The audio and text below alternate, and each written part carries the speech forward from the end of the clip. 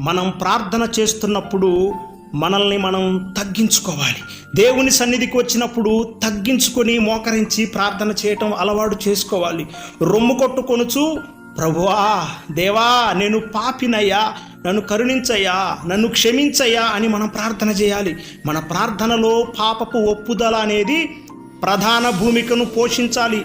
రెండవదిగా ఆత్మరక్షణ కొరకు మనం ప్రార్థన చేయాలి. నా ఆత్మను రక్షించు ప్రభువా, నా ఆత్మకు విడుదలనివ్వయ్యా, ఆత్మవరాలు ఆత్మఫలాలు నాకు అనుగ్రహించయ్యా అని ప్రార్థన చేయాలి. మూడవదిగా కృతజ్ఞతాస్తుతులు చెల్లించాలి. దేవుడు చేసిన ప్రతి మేలును తలపోసుకుంటూ ప్రభువుకి కృతజ్ఞతాస్తుతులు చెల్లిస్తూ ఉండాలి. మన ప్రార్థనలో పాపపు ఒప్పుదల ఎంత ప్రాముఖ్యమో కృతజ్ఞతాస్తుతులు కూడా అంతే ప్రాముఖ్యం.